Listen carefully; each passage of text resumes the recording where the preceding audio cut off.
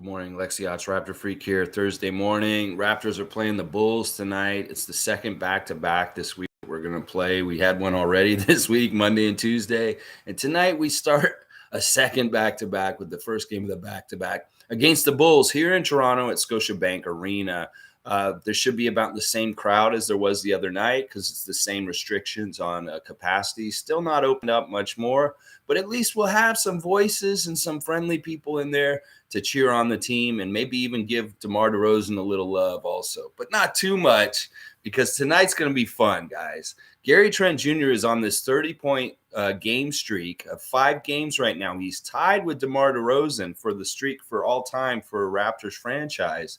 And tonight he can take that record from DeMar against him with him on the court. And that is high drama, y'all. They're going to be talking about this tonight for sure. And the great thing about it is the way the Raptors offense has been running lately, it just is going to be a given that Gary's going to get the high volume shots and the opportunity to possibly break this record tonight. It's just the way that we're situated and the way we need him right now to bail us out all the time with these great shots, and the ability to get his own shot at any time is amazing.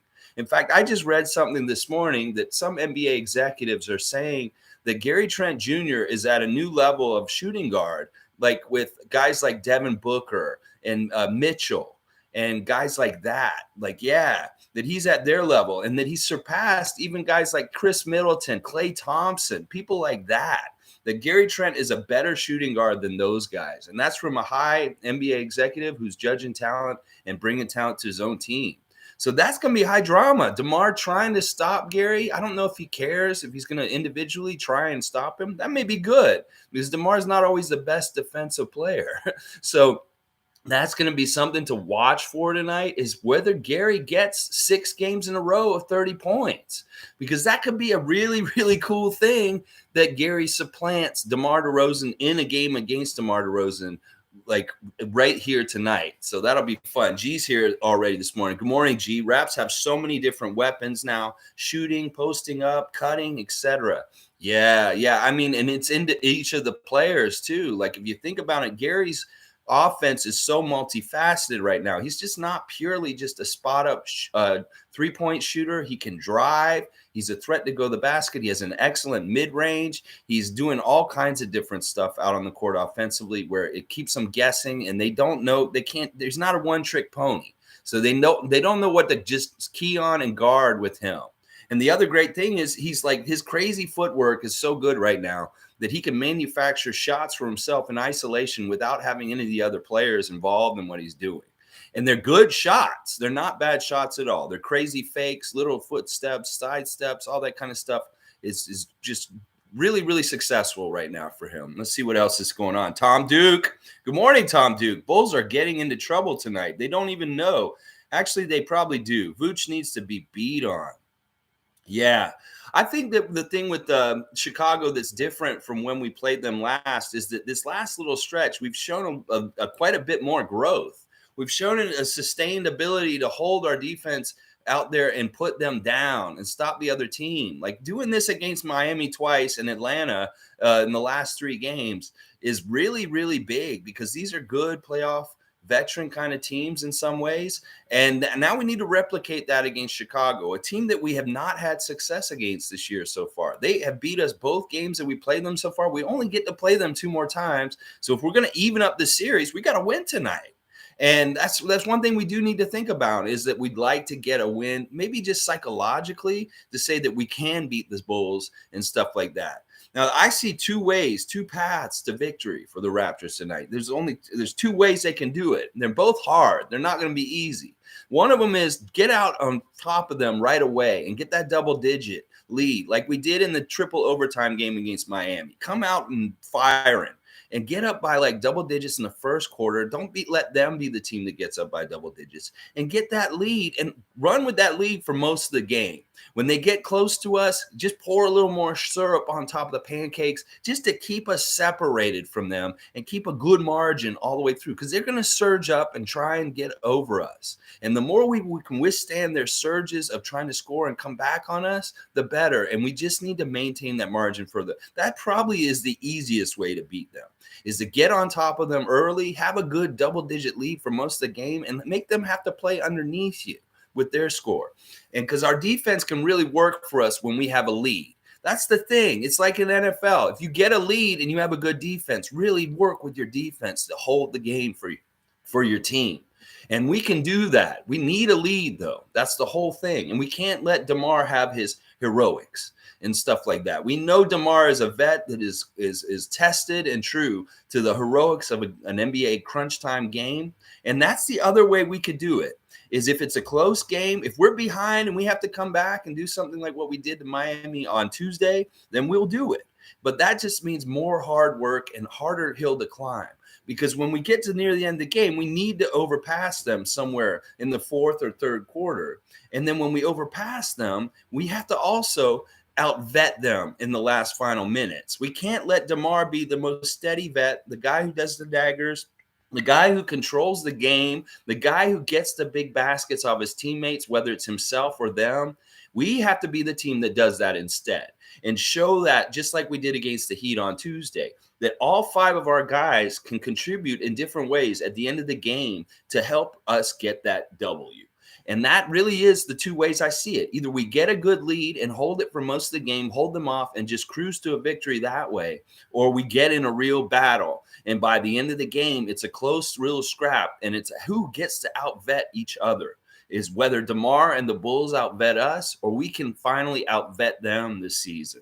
So that's where I'm seeing it right now. As far as the injuries for tonight, it's the same stuff for us. I mean, Goran's being Goran, whatever, fuck him. Kem Birch still has a broken nose, and he's not back yet, but he should be back in the next few days. I think he'll be back in the next 5 days from what they're saying. He's supposed to be back within the week. So, but he's not officially back for tonight. He will not be playing tonight. On the other side, this is pretty much the same Bulls team that we saw the last time we played them. The same injuries. Right now, Zach LaVine is listed as probable because of a right mid-back strain.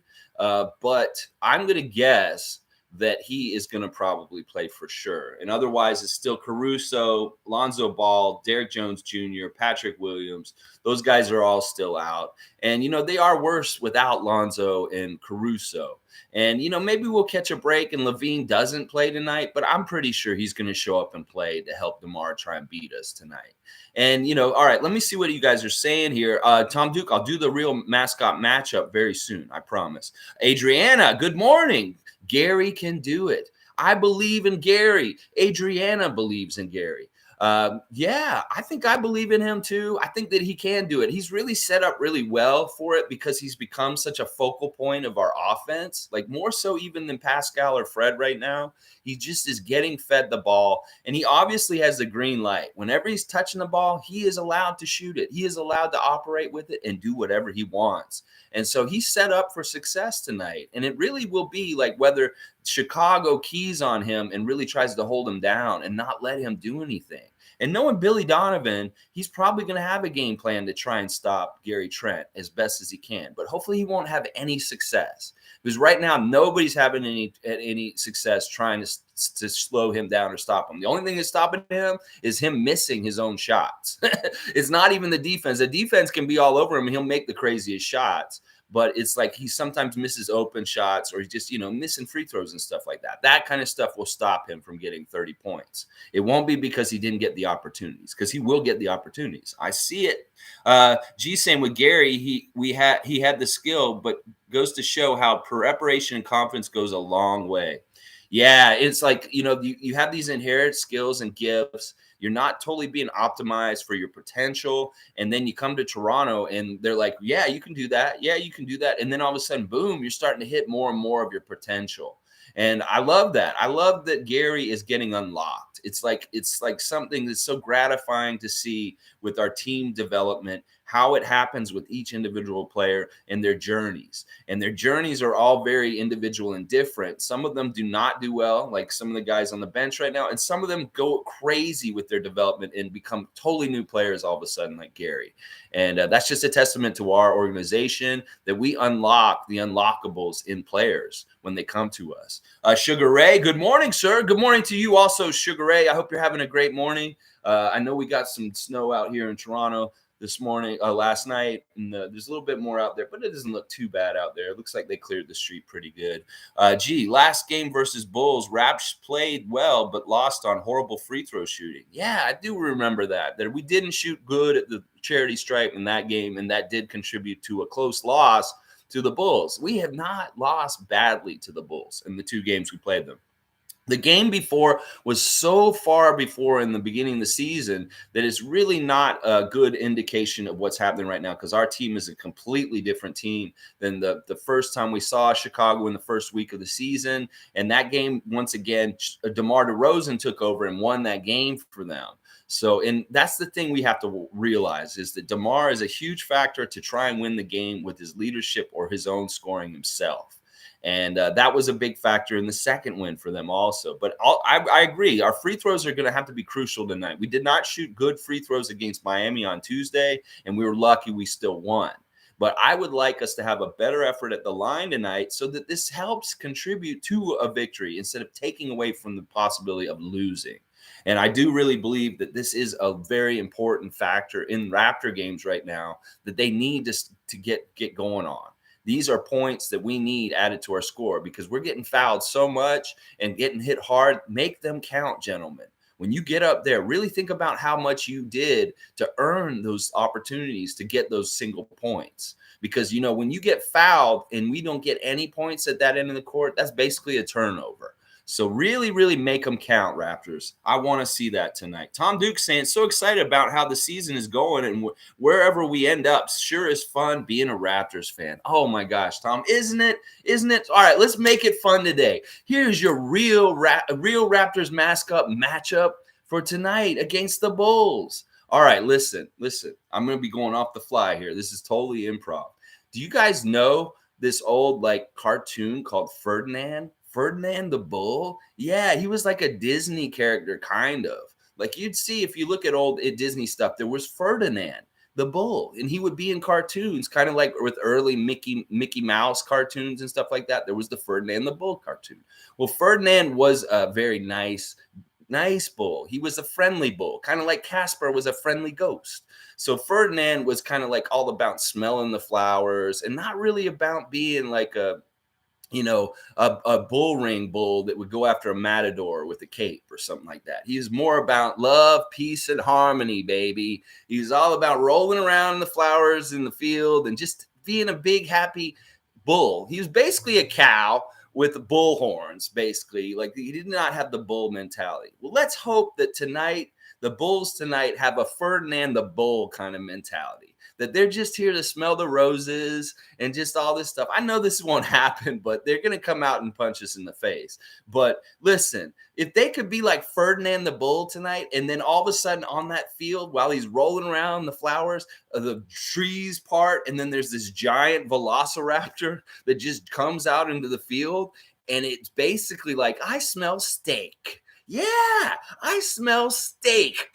Smells so good. And he's looking over there, and there's Ferdinand all happy with the flower in his mouth, like, ooh, I'm so happy, Ferdinand the Bull. And then the raptor, yeah, this isn't even like popcorn chicken this time, because that's a bull, guys. That is a big slab of meat. It's like going and getting a sirloin. It's like going and get a T-bone. And that raptor just came here, and it didn't need no HP sauce. It didn't need no A1 sauce. It just took it down like, it was tartar. It was just fresh, raw as it could be. And then that's it. That's your real mascot matchup. The Velociraptor comes into the field and eats the peace-loving hippie Ferdinand the Bull. All right, there you go. So silly. So silly. That's for you, Tom Duke. All right, Paul B saying, Raptors, get this tonight. Can't stop Gary. Yeah, Raptors, let's keep this love train going. We won 3 in a row now in this crazy condensed week. Let's keep it going, baby. Let's get them all this week. Let's have a 5-game win streak by the end of Friday night. And like that, all of a sudden, we have 5 wins in like less than in a week. In a week, y'all. That'd be awesome for us to accomplish that this week. And that would mean that we just went through one of the hardest parts of our schedule as far as how condensed it is. And we're super, super successful. And it goes against all this crazy logic about Nick Nurse playing these guys so much that we would win all these games, even though he's doing this with his rotation and how much minutes the starters are playing right now. So it's exciting. But yeah, I feel good about tonight. I know that the guys like Fred and Pascal and OG, they're thinking about how they haven't beat them yet this year, and they want to change that. Like, we want to beat every single team in the NBA at least once, and some of them we're not going to be able to, like Dallas and other people like that. We just didn't have the luck this year. But Chicago's a team we want to get at least one W on before the end of this regular season. We have to show that we can beat them. And tonight may be the night. Oh, yeah. Let's go. All right. Yeah. Tom Duke's saying, good morning, everyone. And please, more syrup on that pancake. Yes. Yes. When you go to Waffle House and the nice lady behind the counter who comes with the coffee says, would you like syrup on it? And you say, yes, please. Extra thick, baby. And you just get her to just, ooh, she starts like by drawing a little face on there with the eyes, and then she just keeps pouring it. And then all of a sudden it's a 30-point lead for the Toronto Raptors. That's the syrup I want poured on my pancakes today, baby. Oh yeah, 30-point lead. Let's go get that, Raptors. We can do this. During that loss streak that the Bulls had recently, they're off of it now because they've won 4 of their last 5 now. But the last time we played them, they were in a weakened place where they were losing more than they were winning. They had lost 7 out of their last 10 in the last time we'd faced them. That was how teams were beating them. They were getting out huge leads over them and just beating them for the whole game. And that's how they'd win. We want to replicate that. We want to get out on that quick, fast track, get a whole bunch of scores on them, be the double-digit leader, and just build on it. If we can get a 15-point lead by halftime and just keep that margin around like that for the rest of the game, we will win tonight. But that is what we need to do. We need to be the aggressor. We need to be the one that wants to set the tone and control the game tonight. And that starts at the very beginning of the game, a full 48-minute effort and just trying to do this. And that syrup as thick as it can get, boys. Just thick and pour it all over them and just get ahead of them by so much so that it's not even in doubt. And Callie is not having no stress at home. No stress for Callie tonight. You guys get out on top early and keep it ahead. And then Callie can have a nice, restful, fun time watching the game. I don't want Callie having no stress tonight. Oh, yeah. All right, let's keep going. Graham, good morning, man. I hope DeMar is not too protective of his Raptors record. Yeah, I was wondering about this. Like, would he come to Billy Donovan and say, let me guard him, coach? I do not want him to break my Raptor record. No, I don't think he will do that because of 2 reasons. First of all, DeMar probably doesn't give a shit about that record, honestly, because in a way, that record isn't really that important. It's a frivolous kind of thing. And if Gary gets it, that's great for Gary. And DeMar will be like, kudos to you, man. Good job. But also in the same aspect, if DeMar tries to guard Gary like that, he may be the worst person for them to try and tell them to stop because DeMar is not the best defender. So if DeMar personally wants to try and stop Gary Trent from getting 30 points tonight, go ahead, DeMar. I'd love to see you try because nobody else has been able to do it, and they've been better defenders than you. So if DeMar wants to personally take the challenge to try and shut Gary down tonight, go ahead. Go ahead. But it could possibly be that he says something like Zach LaVine, and he says, look, Zach, this guy is going to go for a record that I hold right now. Can you stop him? Because I don't think DeMar personally will be the one who will try and do. I mean, he'll have to guard Gary at times, sure, because of switches and stuff. But if he's the one who's trying to key on him and stop him himself, he's not going to have success because DeMar can't stop Gary Trent. No, he can't. Let's see. Tom Duke. Birch is going to be so pumped up and fresh. Nose looking all new and good. Oh, my gosh. And there's all this speculation about his nose. His nose looks the same. Whoever told me that he got a Michael Jackson nose, why did you tell me this misinformation? I'm just kidding. That was funny when you said that. But, yeah, it's going to be a huge boost for us. It's too bad he wasn't back for this game tonight because Vucevic is a problem. Vucevic, I haven't even brought him up yet. He is a center. He is a problem. He is one of their biggest strengths over us is Vucevic. And hopefully we can just negate him as much as possible and just bother him and just irritate him and not let him get anything clean or easy down low or none of these open 3-point shots like that dagger in the last game against us for sure. Raymond Jacob, good morning. Good to see you as usual. At Graham, now DeMar going for 60 tonight. He thinks DeMar is going for 60. Holy cow. Sometimes when a player tries to do that, he's a detriment to his team. You think about something like, some of these high-scoring games by players, it's because they have to, because they have nobody else.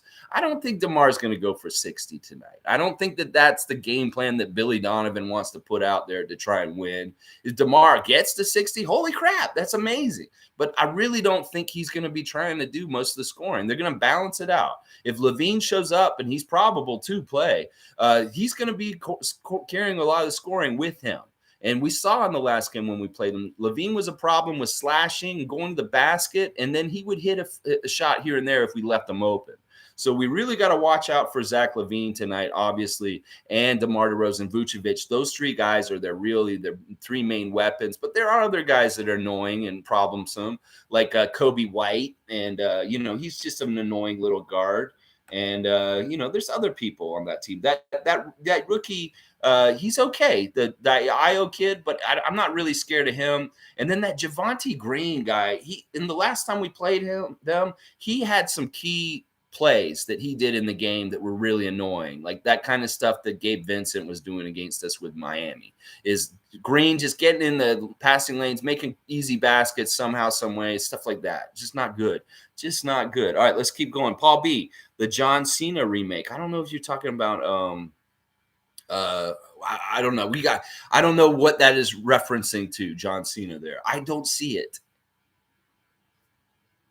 Tom Duke, so good. You like the story. Okay. Yeah. Ferdinand the Bull. Yeah. I don't know if John Cena made a remake of Ferdinand the Bull. That'd be funny. Tom Duke, nice little baby bull, scary raptors, hangry. Yeah. Yeah. It's a regular bull. It's not a baby bull. That's a full-size bull. And we're just a full-size velociraptor coming in there and just gobbling up a lunch. That's what it is. Mascot matchup. This where you would kill it if you were monetized. All right, well, we'll see eventually. Who knows? I mean, geez, those mascot matchups are silly. And honestly, I didn't prepare for that one at all. I just went off the little germ in my head. Oh, Ferdinand the Bull. And then I'll talk about Ferdinand. Because Ferdinand is such a weird Disney character. He really got phased out really early. He was in a part of with the Snow White and the Seven Dwarfs and all that stuff. And then he was never really big in the 80s, but he was big in the 50s and the 60s. People that are much older know who Ferdinand the Bull is, but a lot of younger people don't. And he was a big Disney character for a while, stuff like that. Okay, yeah, I mean, that's a really nice compliment, Tom Duke. Paul B, climbing the standings to at least 6 would be nice. Yeah, we're all clustered up. Boston is on a win streak right now. They're even with us. We have to keep pace with Boston. I don't like seeing the Celtics go ahead of us in the standings. I don't want to see that. And Charlotte lost last night, so they're closer to us. So we win tonight, we're even closer to Charlotte, and then hopefully prying ourselves out of the play-in bracket and getting into that top 6. And what's happening right now is Brooklyn is free falling. Yeah, the Nets are free falling out of the top 6, and they may be in the play-in bracket very soon. And I'd like to get their spot. If one of these teams that's in the play-in bracket is going to jump into the regular playoffs bracket for Brooklyn, and Brooklyn's going to fall in the play-in, I want it to be us, not Boston, not Charlotte, not Atlanta. It should be Toronto moving into this top 6 if Brooklyn's going to fall out of it, because they're looking like they are. They have serious issues. Starscream was here yesterday. We talked a little bit. He doesn't want to admit it, but his team is in trouble. His team is in trouble. Let's see. Paul B. Fred was Eastern Conference Player of the Week. I didn't know that. That's great. I'm glad Fred got some recognition. Then, that was a couple of weeks ago. Then Spicy P took over. Now it's Gary Buckets Jr. And then next up, OG Dunkanobi. Yeah, I like this. It's just varied attacks, varied looks, varied leading scorers that can do different things depending on the matchup and who we're playing and stuff like that. So yeah, I like that it's not all the fruits in one basket. We got fruit in 6 different baskets, and they can go do stuff like that. Yeah, Tom Duke likes the OG Dunkanobi. Yeah, I like that too. It's very good. Monty Python, good morning. Good to see you as always, sir. Should be tough one tonight. Watch out for the refs too. Yep, that is something. Good point to bring up, Monty Python. That we do have to always have to worry about the terrain of the refs. Let's see which head ref we get tonight. Hopefully, it's not a name. Hopefully, it's somebody like Benny Adams was fine the other night. Benny Adams is a weird guy. He's an understated ref. Like that ref crew with Miami in the last game was actually quite good, but. I hope we don't see one of the big names. No, we don't want to see Ed Malloy. We don't want to see Scott Foster. We don't want to see Tony Brothers. We don't want to see Mark Davis. We don't want to see certain refs tonight. Hopefully they give us a good, solid, varied crew, which has young refs and maybe a good vet ref, like somebody like Washington or something like that. That would be great. So we'll see. We'll see who we get. It is going to be a tough game tonight. Bulls always give a good fight. And, we've been talking so much about Eric Spoelstra and Nick Nurse being top of the NBA coaching ranks, but Billy Donovan's in that top 5 also, guys. Billy Donovan is an amazing basketball coach. He always has been. I hated him in college because he coached the Florida Gators for a long time. He's like a god in Gainesville, and I'm a Tallahassee, Florida State Seminole, and we hate the Gators. So anybody who played for the Gators, this is part of the reason why I will never want Bradley Beal on my team. It's because he played for the Florida Gators. But yeah, we don't like Billy Donovan, but he is a great coach that should be respected. He comes up with some really good strategies. Andrew, let's go. It's game day, baby. Ric Flair. Woo! Yeah, let's go. Paul B, Jurassic Park over John Cena, Ferdinand. So John Cena made a Ferdinand the Bull movie? That's insane. I don't know. He's making all these goofy things. What's his Peacemaker and stuff like that? I don't know. I can't see them. Monty Python, at least Cleveland lost last night. Yeah, I didn't know that. That's good. We want Cleveland to lose. Cleveland is way sky high, higher than they need to be in the standings. I don't like this. They shouldn't be up there so high. They've had key injuries. They should have been faltering. They should have been falling like Washington, but they're still keeping up there somehow, some way. I don't like that. I want to see them get knocked down in the play-in somehow, some way, because, they shouldn't be that high up. They annoy me, Cleveland. I want Cleveland to be bad. Oh, yeah. Let's see. Paul B, give us Patty Mills. We won't ruin our season like the Nets with him. Yeah, shit. If we had Patty Mills right now, although he is a small point guard and he's not really looking like our future, but yeah, I don't know what exactly all is going on with the Nets. Obviously, with Durant hurt and Harden being flaky and Irving with his status being unvaxxed and what he can and can't do, it's just a real headache and a minefield of folly for them. And it's really probably super hard for them to get any kind of consistency or any kind of flow to what they're trying to do as a team just because of all these different problems with their 3 superstars. So I don't envy their problems, honestly. And the Nets have such sky high expectations that anything that happens other than trying to get to the finals and win a championship is a failure. So, oh man, anything we do is going to look like, wow, they did way better than they're supposed to. Anything that happens with them is going to look like a failure because they're absolutely supposed to be the top team in the East and in the finals as the Eastern Conference champion. I don't see it. I do not see it. I see it like last year. Let's see. Monty Python. Yeah, certain refs carry an ego with their name. I agree. Yeah, it's not only just the ego with the name. It's just that also, like I said, there's different motives for why the refs ref different games. So we think Scott Foster's with the mob and he's point shaving and doing different things, manipulating the score and the spread to help people make money and organize crime. Or it's like, somebody like Ed Malloy, who I feel like is an agent for the NBA head office, who will be put in important games, key games, to ensure that one side has the best chance to win. And I feel like that's what they specifically do. Those 2 individuals, different, that they're both really screwy and shady. Like Tony Brothers is like weird, but he's just kind of more his ego, like you're saying. But these other 2 guys, I feel like Ed Malloy is a hitman for the NBA, that the NBA says, we need you to make sure that Boston's going to beat Toronto tonight. He'll do that. And then Tony Brothers is the kind of thing where he's making money with the mob, and he may manipulate the score with weird, screwy calls during the game just to try and get the right outcome for the right money payout. And, he may not necessarily go against us sometimes. He may actually help us because of the way that they want the payout to go. So it's that kind of things with the refs. Being aware of the possibilities of how they're doing it and why they're doing it, what their motives will inform you to what they're doing, and you'll see it better.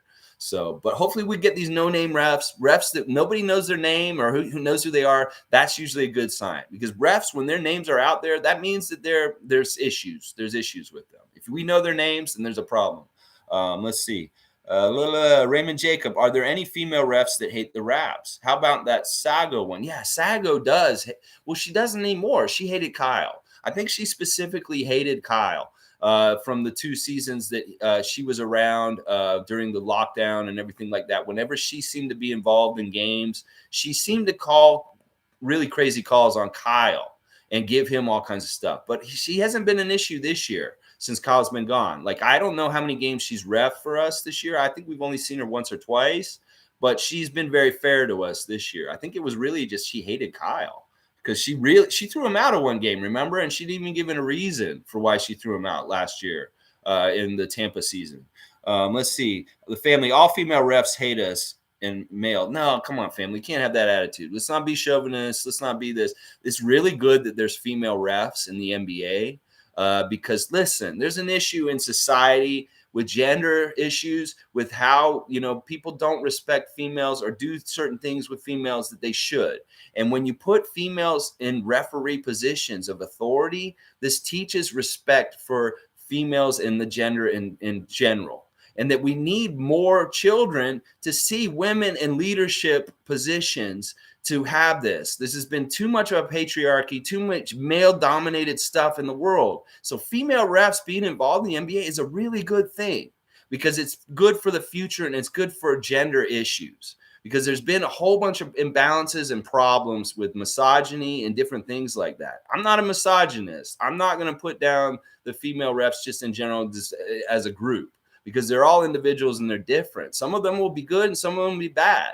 But the fact that the NBA has more and more female refs and people of color that are refereeing the games is a good thing, because that representation is really crucial and important. So I won't get down on that. I like a lot of the female refs. It's like they do good. In the 905 level, there's been a lot of new female refs in the 905 games, and they seem like they're doing pretty good. It seems like there's more female refs in the G League right now than ever. So that's the wave of the future. We're going to have more and more female refs in the NBA because there's more coming up and stuff. Like Violet Palmer and the other lady ref that started it all, they were pioneers, and they went through a lot of bullshit being the first couple of female refs in the NBA. They had to hear a lot of crap, ugly shit, and go through a lot of stuff. And sometimes when a female ref calls a tech on somebody, it's just to get that general respect to say, listen, I'm here and I am just as much authority as my male counterparts. So you need to respect me. Because then, these guys may not treat them the same as the male refs. They may be saying ugly things under the breath, like maybe sexist things, or they may be also just not respecting them to the degree that they should be. So I don't have any problem with the female ref calling techs and trying to make sure their respect is for sure. So no, I won't get on that train that all of them are the same, because they're all different. And some of them are really cool, and some of them are maybe problem, like Sago. So we'll see. Boo-hoo for the stacked Nets. Yeah, so feel so bad for the Brooklyn Nets. Oh my gosh, their problem. This is what I said at the beginning of the season. They got a car with 3 wheels that are superstars, and one of those wheels goes off the car doesn't run as well. And Kyrie's never actually been the wheel on the car totally this year. And James Harden, I knew he would start being a wobbly wheel by the end of the year. Yeah, that wheel that James Harden personifies, it's a little wobbly right now. Woo, woo, woo, woo, woo. And, there's a lot of crazy trade talk heating up right now. It'd be crazy. Harden could get moved again. I know his contract's absolutely insane, but there's so many. Why don't they just do this big move, Ben Simmons for Harden or something like that? That seems like that would help both those teams really quickly and easy. But I don't know. I don't want to make sense or help these teams anyway. I don't want to give them any ideas. I want them to just stay in this quagmire of folly. Yeah, just keep fucking up Brooklyn and Philadelphia. I'm here for it. Oh, yeah. Let's see. Where's my boy G today? He's here, Monty. He's around. He was the first one who chimed in today. Paul B, I hate having to listen to ESPN talk only the Nets and the Lakers, and look at them now. I know, man. That's the thing, man. That is the epitome of fluff. That is the epitome of propping up an idea that you wish was true, but it isn't. It wasn't true last year, and you propped it up all last year, and this year you're finding out it's the same. It's not. You prop them up all you want, and these super teams that they were supposed to be in the finals, they was supposed to be booked that way. Like if the NBA was wrestling, the bookers for the whole year were like, we want to book the Nets versus the Lakers in the finals. Well, your booking schemes got fucked up because your teams didn't really make it that far in the playoffs in certain ways. Brooklyn did okay, but the Lakers were an absolute disaster last year. And this year, I think it's going to be very similar. I think Brooklyn will get in the playoffs. They'll do a certain amount in a couple rounds, but they're going to get put out by a team like either us or Milwaukee. They're not going to get all the way to the finals. And, on the Lakers side, they'll be lucky if they just eke into the play-in bracket right now. They're in there right now, but they could fall back out easy. San Antonio starts surging and does something at the trade deadline and does something good. They could get right back up in there.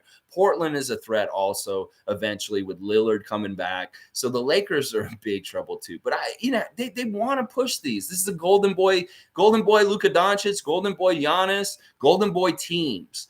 Brooklyn, the Lakers, Golden Boys. Monty Python. I didn't know that, Alexi. Thank you for sharing that ref information. Interesting.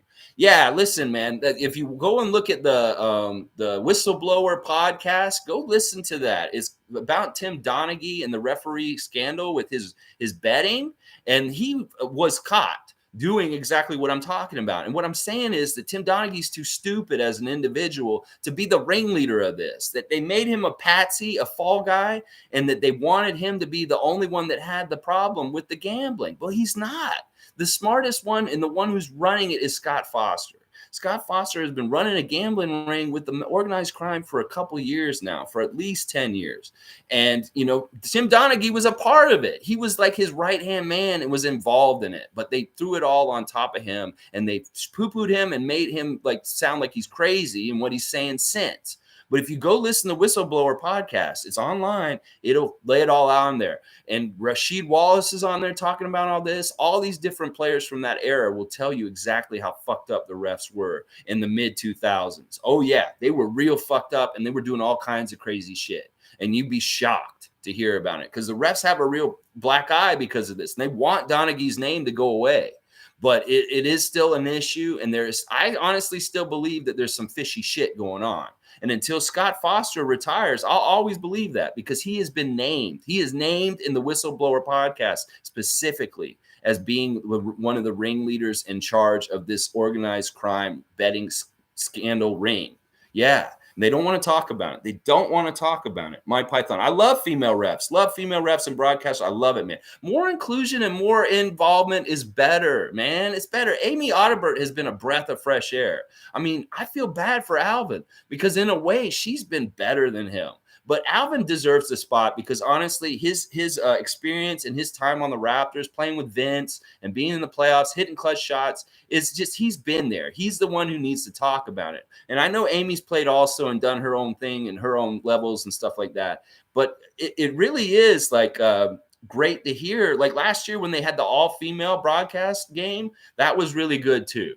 And the more and more there is inclusion of the genders and all people from all walks of life and everything, that is better. That's better because we're stronger in diversity than by just standing alone and being jackasses like this convoy in Ottawa right now. These are idiots. They don't understand the strength in the world is diversity. It's our differences coming together and being strong together. That kind of stuff. Anyway, let me see what else is going on. Gives us some diversity, man. Boring otherwise. Feels more inclusive. Female employees. Yeah, I mean, this is just needed and necessary and done.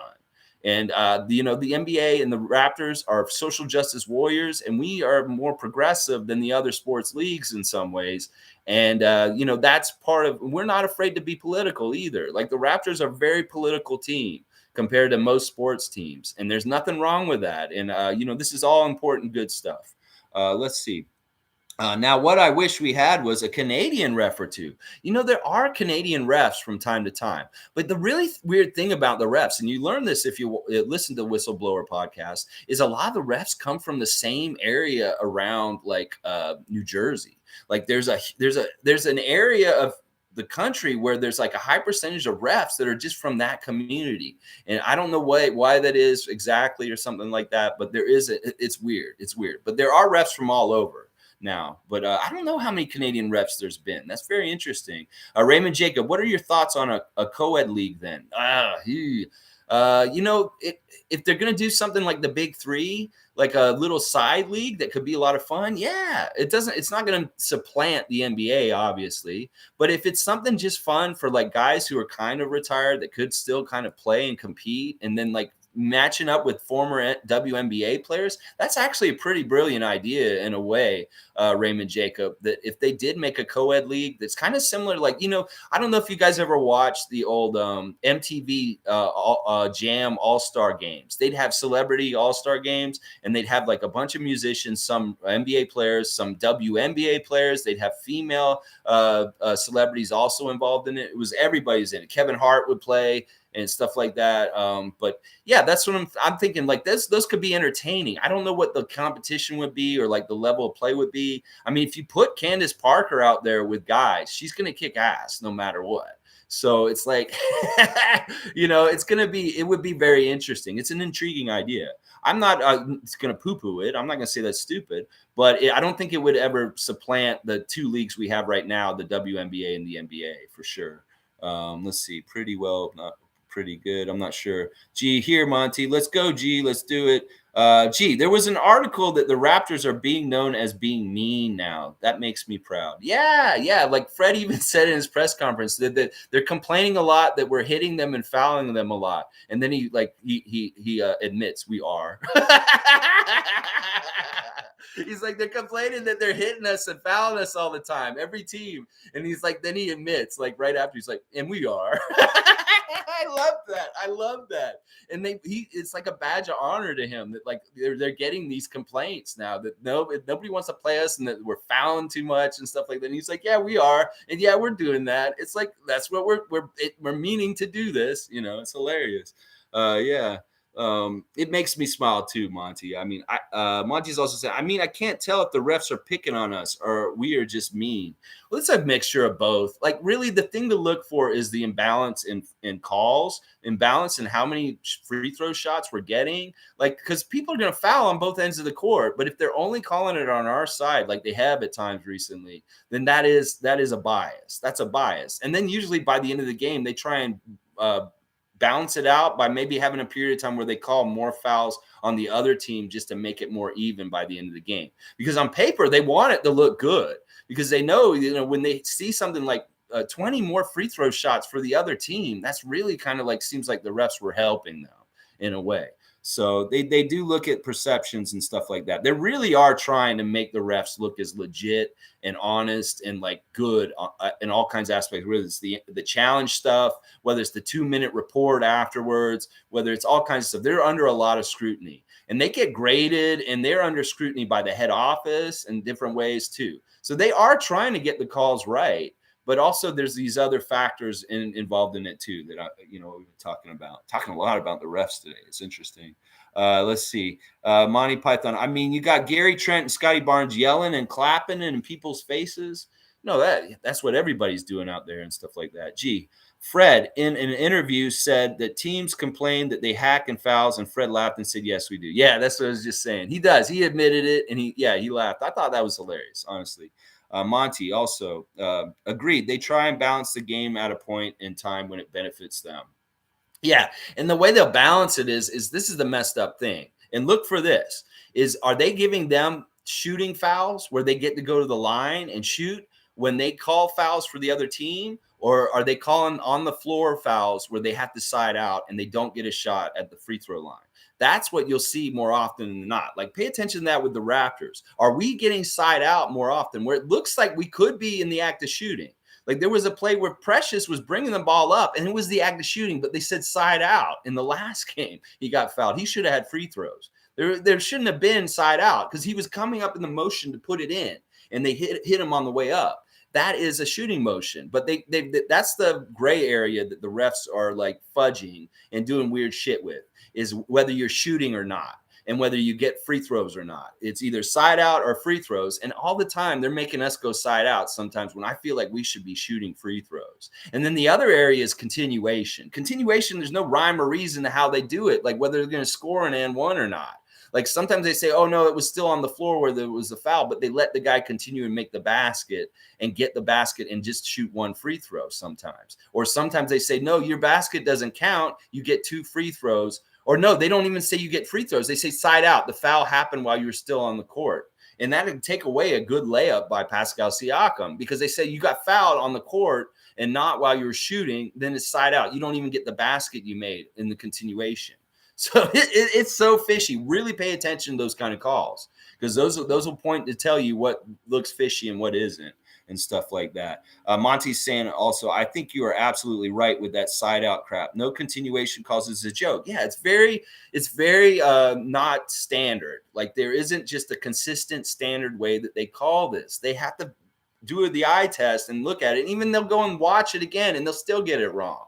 It's like, that everybody has a different way they collect themselves to bring themselves up to make a shot. And, sometimes guys just chuck it when they get hit because then they want to say, yeah, I was shooting. And they get to the line that way. So they really got to figure this out and make it more clear cut about what is continuation, what is supposed to be side out and what gets free throws and all that kind of stuff. Because the other ways the game's manipulated is with free throws is bonus and all that kind of stuff. All right, let me keep going, guys. We're at 45 minutes. Yeah, I don't want to go over an hour today because it's just a preview. So we'll do about 15 more minutes. Raymond Jacob, anyone know which team fouls the most? I don't know statistically. I haven't seen it. But we may be up near the top just because we're so active, we're so kinetic, we're so on top of the other team. We are so working and energized and stuff like that it could be we're one of the top teams in fouls. I would believe we're probably in the top 5 in the whole league. But yeah, I don't know. Maybe I'll go look at that stat today. Monique, good morning. Let's go, super fan Monique. Yes, 4 in a row, baby. Let's go. Yes, I'm here for this, Monique. Yeah, let's talk about the game again some more here. We got DeMar DeRozan. We got Fred VanVleet. We got the Raptors and the Bulls tonight. Scotiabank Arena. We'll have like a few hundred fans in the crowd. Hopefully we can have a very similar kind of like good game happening like the last couple games we've had. We beat these veteran teams, these playoff teams in close games, fighting tooth and nail with them right to the end, triple overtime, all kinds of crazy stuff. This is the Bulls, baby. We have not beat them yet this year. We need to beat the Bulls. We need to get a victory against them. We need to show that we can beat their team. And, they don't have all their guys right now. They have pretty much the same team that they had the last time we played them, and they had some good success against us. But it's really going to be, if we're going to play a close game, can we outvet a vet like DeMar DeRozan in the last 5 minutes as far as when it's clutch, when people need to be hitting shots, making defensive stops, and making the right decisions and hitting big shots to put your team over and have the win for your side. That is going to be the real battle tonight. But I said we can bypass all that if we can just get this crazy huge lead and hold it for most of the game, pour that syrup on real thick on top of the pancakes, and don't let them get anywhere near sniffing the W from us. And Callie's blood pressure and her stress meter will be so low. Those are the 2 ways I see it. Either it's going to be a vet battle in the clutch against DeMar DeRozan, which is a shootout we don't necessarily want. So let's go get that huge lead and hold it and just blow them out for the whole game. That is the best strategy, I really, truly believe, is punch them in the face, mess them up, hold them down with our defense, and hold a good margin throughout the bulk of the game. That would be perfect. That's the perfect game plan right there. Let's see, Monty. Do we know if Chicago is fully healthy? They are not. They do not have Lonzo Ball. They do not have Alex Caruso. They do not have Jones Jr. They don't have Patrick Williams. And they have Zach LaVine is probable for tonight. He is actually on the injured list, but I'm going to guess that Zach is going to play for sure. So, Monty, it's amazing they don't rest players against us. It's so telling. Different people have rested players against us this year so far. It's really this who's available and stuff like that. And Kyle not having personal reasons, or stuff like Giannis sitting those games against us with Milwaukee. The teams know now they have to have their best effort to try and beat us, and they need everybody to show up. So we'll see. We'll see. This is not the absolute best Chicago team with who's on their roster, but it is still a very formidable, good team. And that's the team that we actually played in the last game. It's pretty much the exact same guys. If Levine doesn't play, then it isn't the same. It's actually better for us. But he's probably going to play. I'm expecting him to play. I'm not going to think like the other day, Jimmy and PJ played possum. They actually sat them for the Boston game because they did want to get some revenge against us in the next night here when they played us on Tuesday.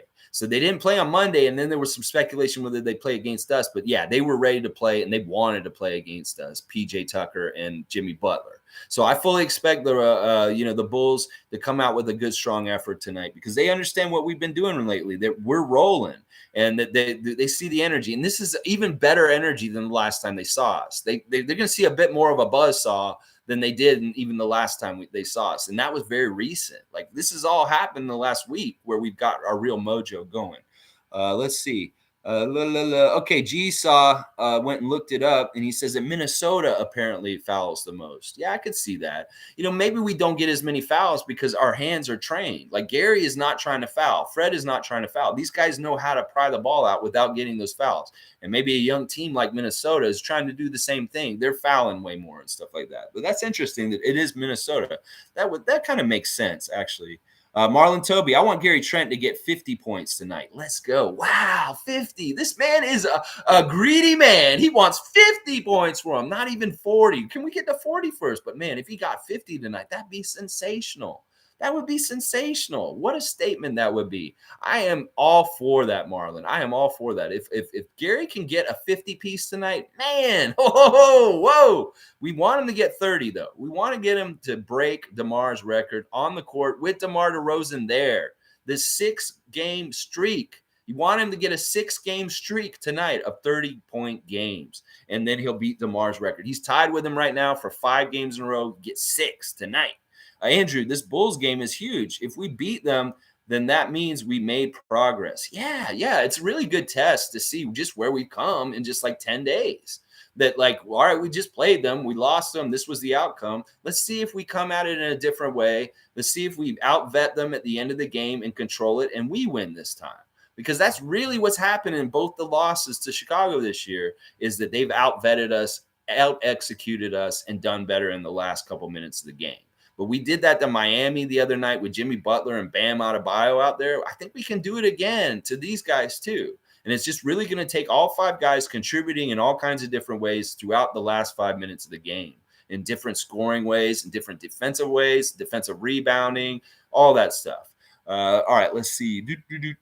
Yeah, Soldier, T1. Yeah, Miami's plans backfired. Oh, yeah, they wanted to sit Jimmy and PJ for 1 game against Boston. They lost that game, got blown out by 30, and they're like, okay, we got them rested. Now we'll beat Toronto for sure. Nope, you didn't. You didn't beat us. We beat y'all. And I love that. Don't you, Soldier? Oh, my gosh, that was so nice. All right. Monique saying 50 for Gary. Yeah. Okay. Y'all are on this 50 train. I think he will get a 50-point game at some point in the near future. I don't know if it'll be tonight, but if he does, I ain't going to be upset. No, I won't. I will not be. Monty's saying if Gary scores 40 plus, is he our de facto number 1 option? No, I don't think so. I think it's very misleading. Like this team the Raptors have right now isn't like any team in the past. Like in the old NBA, in the 80s, every team had one bona fide superstar who's their go-to guy. And that was just basically who it was all the time. And, there's still kind of that with triple superstar teams. There's still like LeBron is the go-to guy anymore. Kevin Durant is the go-to guy. But with our team, it's so ambiguous. They all equally carry different things in different ways. And with Scotty being involved as a rookie and the fact that he's doing big things late in the game, like that pass to OG, that inbounds pass or making threes or stuff like that, they're all 5 of them are clutch in different ways at different times. And in a way, that's a strength.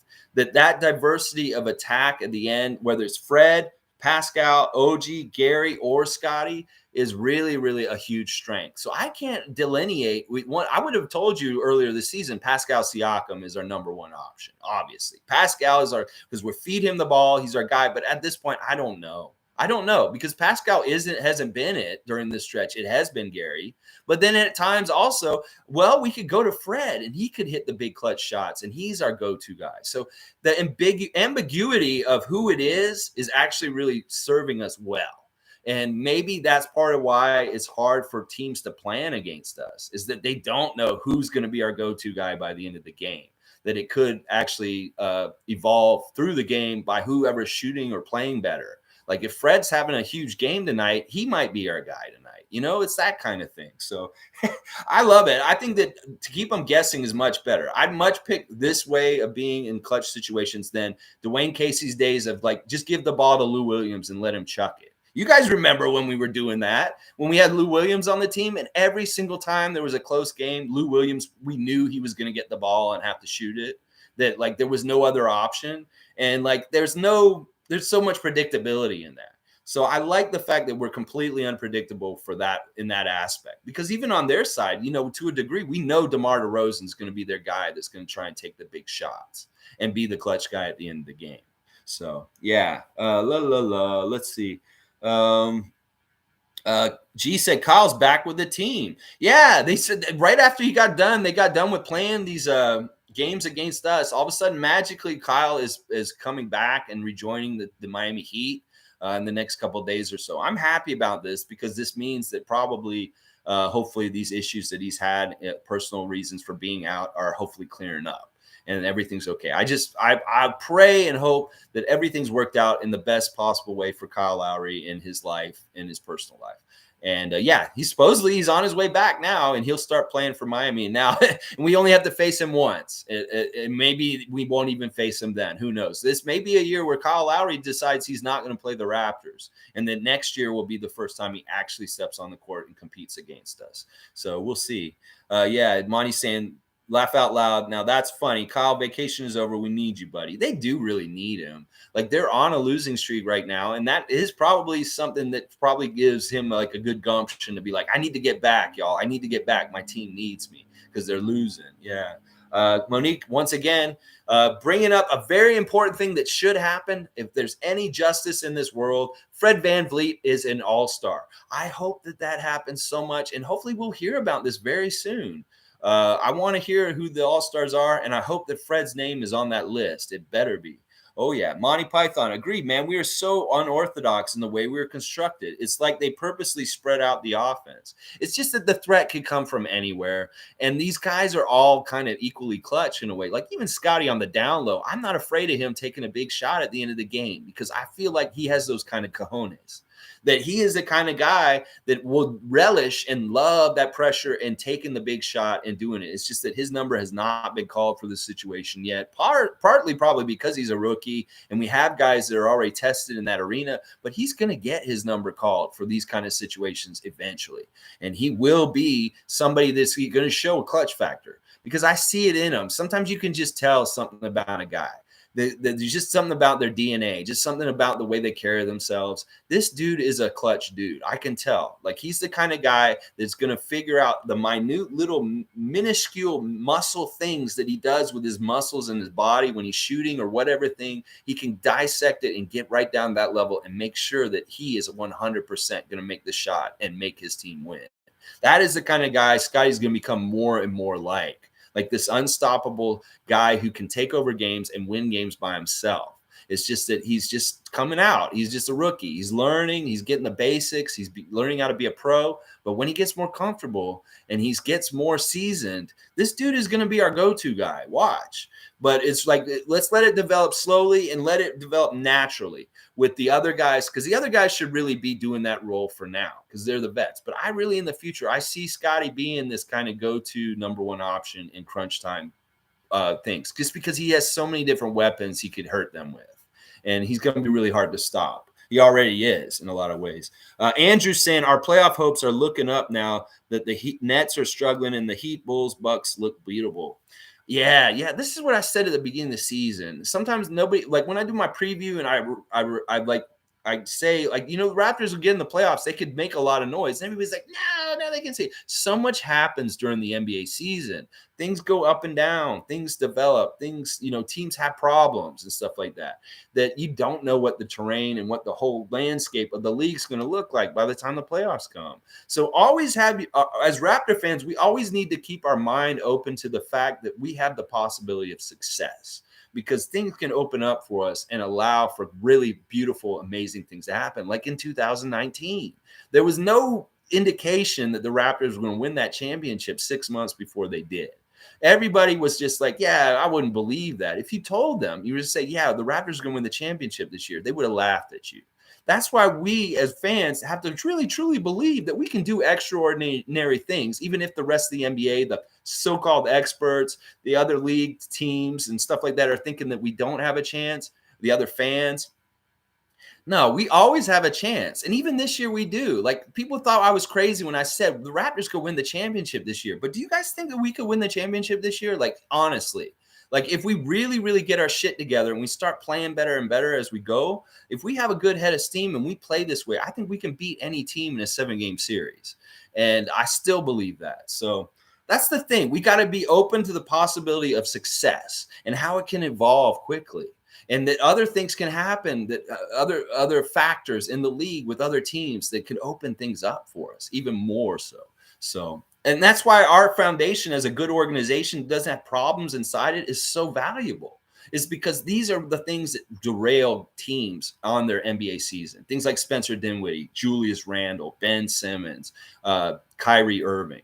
These things derail teams. They go off the rails and they don't play as efficiently, and they play distracted, and they have all kinds of issues internally that we don't have. And that's why we can be very focused. So let's see. Oh, wow. You guys have gone off even more. All right. I need to catch up and finish this up. We're right at an hour. Okay. Monty's saying, like, here's what I noticed. If you take Trent out of the lineup, we're effed. There was that stretch when we didn't have Gary and we did really struggle offensively. Yes, he is important for our offense to, like, not miss a beat. Like, it seems like when he's in, we can find the basket when times when we're completely stagnating. And when he was out during that recent time, when he was out the last time, that really was a factor for us. Yeah, he's important. He is very important. But we can survive without him also in some ways, and we have been successful without any of our guys in our lineup. Any one guy is missing, we can kind of try and make it through it without Fred or without Gary or without Pascal. But too many of them all at once, then it's a problem. Like, we're just missing one guy, like Kem right now, we can cruise and do all right. But if we're missing like 3 guys, that's a real problem. We don't want that anymore for the rest of the year. Knocking on wood. He's also saying, but we can still win without Pascal or Fred. I think we can win without any of them, specifically just one of them, like I just said. But all right. G saying, Barnes got a fresh hairdo. Wonder if we will see Headband Barnes tonight. There's all these like headband modes right now. Like Chris Boucher was wearing the wide headband in the last game, and they're calling wide headband CB. It's like his teammates too. Like, he posts something on Instagram of him doing his little squat at the free throw line. You seen him doing that right now, like that's a Rodman thing. Rodman used to do that, where you get down low and you're sitting like a frog at the free throw lane like that. And well, there's a picture of him with his wide headband. He wore a really wide headband in the last game, and all the other players like Precious and Gary and stuff are commenting on their wide headband CB, wide headband CB. So this headband culture is a new thing with this, like, whether it's headband Gary. Now we got the Chris Boucher wide headband thing, and if Scotty's wearing a headband, I don't know. It's like scarves. This year's is headbands. It was scarves a couple years ago. Now it's all about the headbands. I'm all right with it, because honestly, these guys are playing good with the headbands. And in some ways, it kind of makes me think of that time when we had Vince and we were in the playoffs and we got all the purple headbands, and like Mo Pete and all of them, JYD, they were all wearing like purple headbands. But yeah, let's not have the kind of luck that we had with those ones, the purple ones. We'll have a better luck with black or white ones for the ones we're wearing now. Yeah, the headbands, headband Raptors. Yeah. There's nothing wrong with the headbands. Sometimes it's superstitious. Sometimes it shows team unity, that they feel like they're all on the same group because they're all wearing headbands. Marlon Toby, tonight we should not leave Vucevic open at all. I want hands up to his eyeballs. yeah, let's really stymie him. Let's get some of this old Raptor defense on him, like when we had Gasol, like when we were shut Vucevic down for a couple of years. He couldn't do jack shit against our franchise. And in the last game against us with the Bulls, he actually had his most successful game against us ever, probably in like years. So we don't want him to continue to have success against us. It's great when we can have him really struggle and not make shots and just not be a very big factor in the game in general. That's what we would like to see tonight. And it's too bad Kem's not going to be back, because Kem is the best person to try and do this. He knows Vucevic really well. They were teammates for years in Orlando, and they played each other in practice every day. So it's really unfortunate that Kem's not back already. So it would really help. The Gary Trent effect. I guess you're talking about the headbands.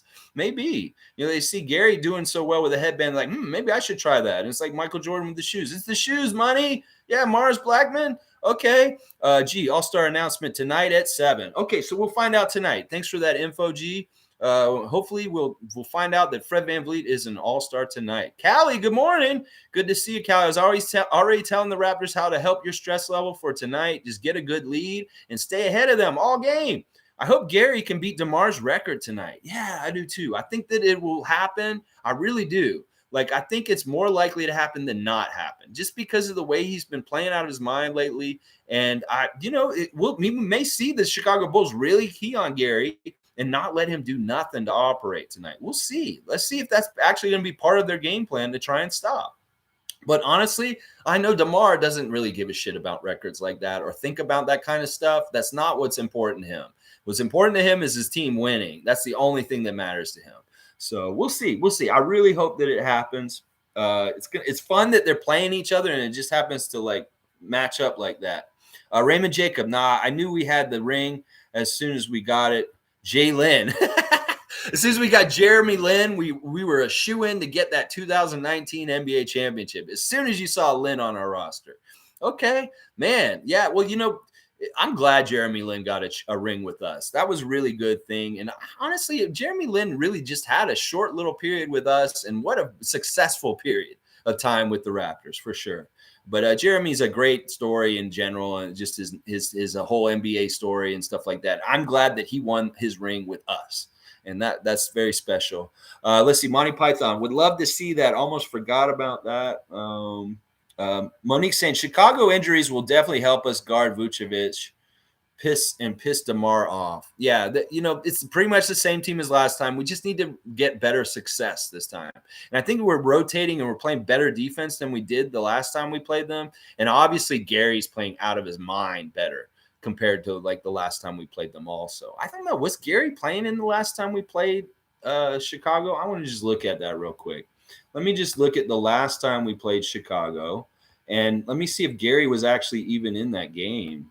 Yeah, he was back by then. Actually, that game is one of the first games that he scored 30 in. He got 32 in that game. So going by the last game, he got 32 last time against the Bulls, so he should get 30 tonight also. So let's see. G saying, I knew in 2019 they would win it all. It was just a no-doubt feeling. It was a team of destiny. There was different things about it. Obviously, we were on the clock with Kawhi. Kawhi wasn't going to be here for another year, so we needed to do it then. And they knew it. And I just love how Masai orchestrated and steered the team towards it with the right deals, getting Marc Gasol and different things like that. And then just really fantastic execution in the playoffs and the different levels of the rounds, whether it's Orlando, Philadelphia, Milwaukee, Golden State. Each one of those series was just really well done by the Raptors as a team and the coaching staff. Just really, really smart strategies and just really, really great play. And we did deserve it. Anybody who discounts the Raptors 2019 championship is a jerk. And they don't really understand how hard and how much we had to overcome to get there. And yeah, okay, let's see. Monique saying no Tony Brothers, thanks. She doesn't like Tony Brothers. I'm hit or miss with him. It's a 50-50 thing with him. To me, he's either going to screw you over or he's going to screw the other team over. But he is going to screw somebody over. It might not be us, though. That's the thing. You got to see. Maybe he'll help us, because Tony Brothers has helped us in recent years also. But he has hurt us, too. Monty Python, I'm so anxious about the trade deadline. I'm not going to sit and speculate, but man, I can hardly wait. Yeah, just let that manna from heaven come. Something great's going to just fall from the sky. Trust in Messiah. You know this is going to happen. You know that something's going to happen with Dragic, and it's going to be good. It's going to be good. We'll see what happens. We just got to be patient. Yeah, there's some goodies coming. I believe it. Players are so superstitious. Some of the most superstitious bunch there is. Some are and some aren't. You know, you don't want to fall in that trap. I know if I was an athlete, I would just try and say that's mumbo jumbo because my OCD would go crazy. I would be doing so many stupid, crazy things, whether it's like you tie your shoelaces this way, you got to put your pants on this way, you got to do this, you got to leave the house at this certain time, stuff like that. You don't need that in your life. You know, like hopefully most of these guys aren't that superstitious. I'm sure there's little rituals. Like you see Fred run over and grab the net before the game and do a little pat. And Pascal has different little things that he does to get, you know, I have things that I do before the game when it starts, like to wish the luck for the Raptors to win and stuff like that. Little superstitious things that you do. You know, as long as they don't get carried away and they're actually really ruining your life because you're so obsessive compulsive about getting them done. Like, you know, but yeah, you know, it is interesting that Fred had to change his shoes for a couple of times in a game just to get the right feel and like feeling like that superstitious about his shoes. And then, you know, the thing with Gary's headband, I mean, I don't want to fuck with it. If Gary shows up tonight with his hair in a different way, I'm going to be worried. Like I want to see his hair down and tied up and with a headband around it, because that's what's been working. Yeah. So I guess we're superstitious in a way ourselves. Yeah. Let's see. Okay. Monique said the most important tenet of the cult of Raptor freaks is trust in Messiah. Trust in Messiah. All right, I'm going to go, y'all. Let's beat the Bulls tonight. Let's get Gary this record. Let's see him get 30 points for 6 games in a row against DeMar DeRozan. Take that record from him right in front of him, in his face. And hopefully this crowd can be really loud, even though it's a couple hundreds. They, you know what, they did a good job. Just make the crowd be known that it is there, even if there's not many of y'all. All right, like, comment, subscribe, and share it. Let's get out to a good lead and keep it going. And that way we don't have to be worried about this game being in doubt, because we don't want to play in a vet out at the end of the game with DeMar DeRozan, because we know what he will do. He is a badass. We don't like mess with him. G saying Tony Brothers is usually bad against us, but Raptors have a winning record with him for some reason. Yeah, he's weird. He's weird. Like he picks a team that he's going to pick on. Usually it's one or the other. All right, another great chat. Thanks, Monty. All right, all the best, guys. Let's go, Raps. Let's beat the Bulls, baby. Woo! Let's go!